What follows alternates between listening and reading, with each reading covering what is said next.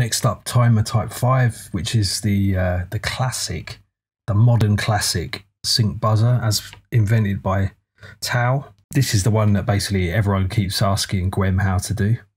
When I was with Gwem at Summer Hack, at least 3 people asked him how to do it, myself included actually. I just wanted to check that I was doing it right. This is a really interesting one, and there's loads of sound possibilities, but it's easy to get lost, and you need to sort of find the right confines and the parameters to get a nice sound. But the best thing to do is to just explore. So let's just show you what that looks like. So just very, very quickly, standard kind of affair, a timer step, timer type 5. Volume is inconsequential because when you're using the buzzer, it doesn't pay any attention to the volume of the square. And in fact, what we'll do is we'll mute the square just because it gets in the way sometimes of the sync buzzer. And then for the sync buzzer as well, we need to engage the buzzer step here. And that might not be immediately obvious because it's a timer effect, but yeah, you do need to like turn the buzzer on there. Okay. Now it's not going to use this buzzer value here. It's actually going to use buzzer value set in this 4-stage, in the first 4 columns of this timer waveform timer editor here. So let's just start and see where we go. Okay. So the first trick of sync buzzer is basically you want your buzzer period to not really be related to the period of the timer, to the pitch of the timer that you're playing, the note that you're playing. So the more that they're unrelated, the more you're going to have these sort of complex waveforms that differ from essentially a square or a triangle wave. So a good way to achieve that is with good old fixed frequency. So essentially what we're saying here is we're going to lock the buzzer to a certain frequency. Okay, now that buzzer's going to keep getting re-triggered on a timer, which is what creates these complex waveforms. And the timer will be dictated by the note that you play on the keyboard. Okay, but to really start getting interesting tones, that's your first sort of step forward. Okay, so that's interesting. So if we drop the octave down, because a lot of this stuff works best. So I mean that is essentially a sync buzzer, but that's obviously not saying much. It's not very exciting. So actually what you really want to do is modulate. So what we'll do is we'll apply some frequency modulation to the buzzer. So as you know, we'll go into here, freak mod, and we'll turn the loop on and we'll see what happens. Okay.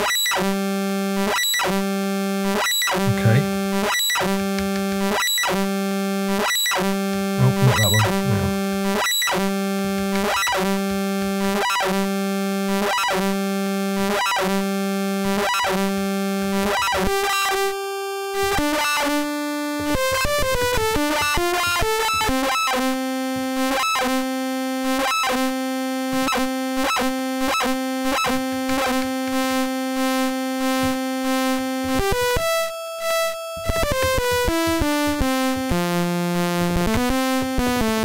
So it's already getting quite interesting,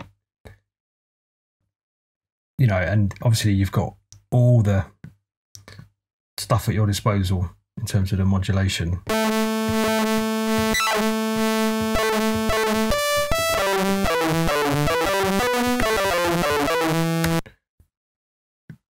Let's get that loop sort of over here.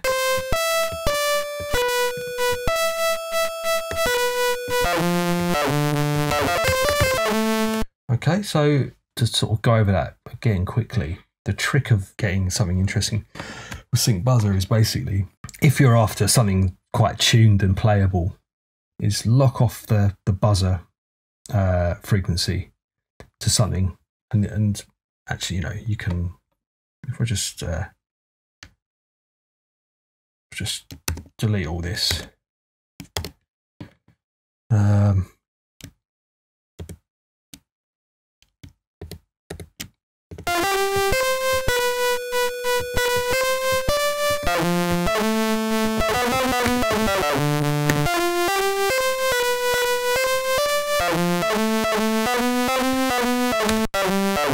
another really shit sequence, but it doesn't matter because I just want to show you that basically it's nicer to dial in these kind of sounds when you've got a pattern going around. So the first thing you can obviously think about changing is actually the buzzer type, and that you can basically experiment with this.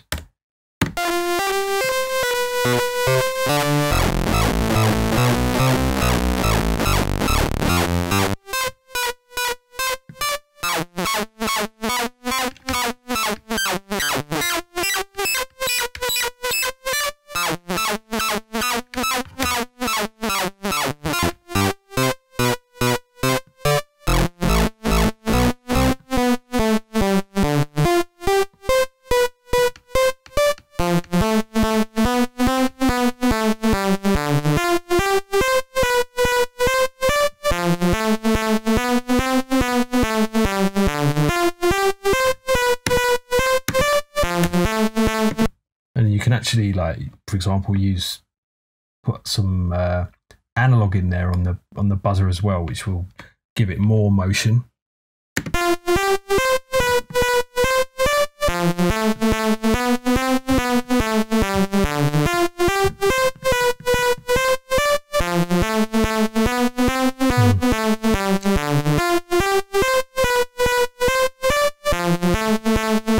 Didn't seem to make a lot of difference there.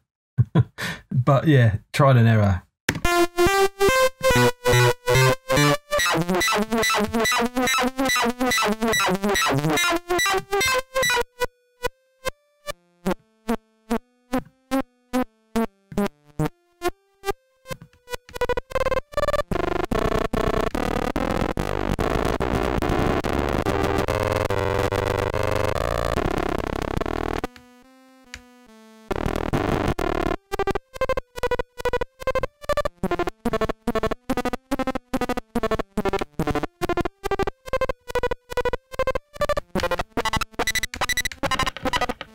And obviously all this stuff can be modulated using patterns, as we talked about before.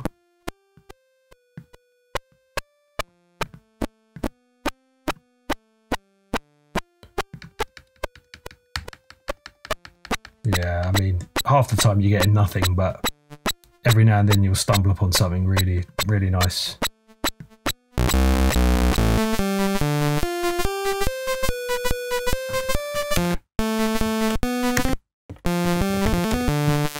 Yeah.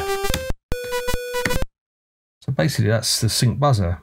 So yeah, loads of cool stuff there. I mean, again, if you're using it for a lead, don't forget the pad function, which on a real ST will turn that volume down.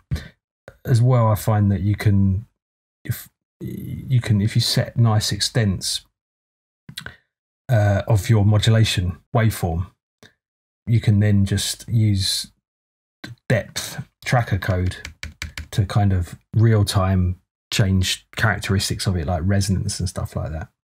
So there's loads and loads of really cool stuff to be had there with this sync buzzer, and that was a pretty lackluster demonstration, but I hope you get the idea, and I'll do another video on sync buzzer and in general. So okay, that's that one.